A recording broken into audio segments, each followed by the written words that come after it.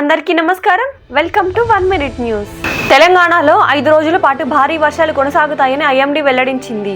ఏపీలో ఎన్నికల పోలింగ్ ముగిసిన తర్వాత డీపీటీ ఫండ్స్ రిలీజ్ చేసేందుకు ఈసీ గ్రీన్ సిగ్నల్ ఇవ్వడంతో ప్రభుత్వం విద్యా దీవెన మరియు డ్వాక్రా మహిళలకు సంబంధించిన ఆసరాకు నిధులు విడుదల చేసింది.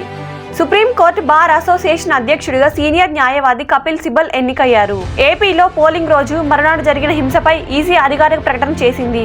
సీఎస్ డీజీపీ వివరణ తరువాత వారు సూచించిన 6 ప్రతిపాదనలకు ఆమోదం తెలిపింది. అద్దె బకాయిలు చెల్లించలేదని ఆర్మూర్ ఆర్టీసీ స్థలంలోని మాజీ బీఆర్ఎస్ ఎమ్మెల్యే జీవన్ రెడ్డి మాల్ను స్వాధీనం చేసుకున్నామని ఎండీ సజ్జనార్ తెలిపారు. హిందుస్థాన్ ఏరోనాటిక్స్ లిమిటెడ్ వర్గాల ప్రకారం తేజస్ MK-1A తొలి విమానం మరో 2 నెలల్లో వాయుసేన చేతికి అందే అవకాశం కనిపిస్తుంది. Bharat football team captain Sunil Chhetri international career కు రిటైర్మెంట్ ప్రకటించారు. ఇజ్రాయెల్ కు ఆయుధాలు పంపించేందుకు అవసరమైన బిల్లును అమెరికా చట్టసభ తాజాగా ఆమోదించింది. తెలంగాణ టెట్ హాల్ టికెట్లు విడుదల. హైదరాబాద్ ICFER యూనివర్సిటీ హాస్టల్లో బీటెక్ విద్యార్థిని లేఖ్యపై యాసిడ్ దాడి జరిగింది. ఆమె స్నానం చేసే బకెట్లో ఆగంతకులు యాసిడ్ పోయడంతో ఆ నీళ్లతో స్నానం చేసిన విద్యార్థిని తీవ్రంగా గాయపడింది.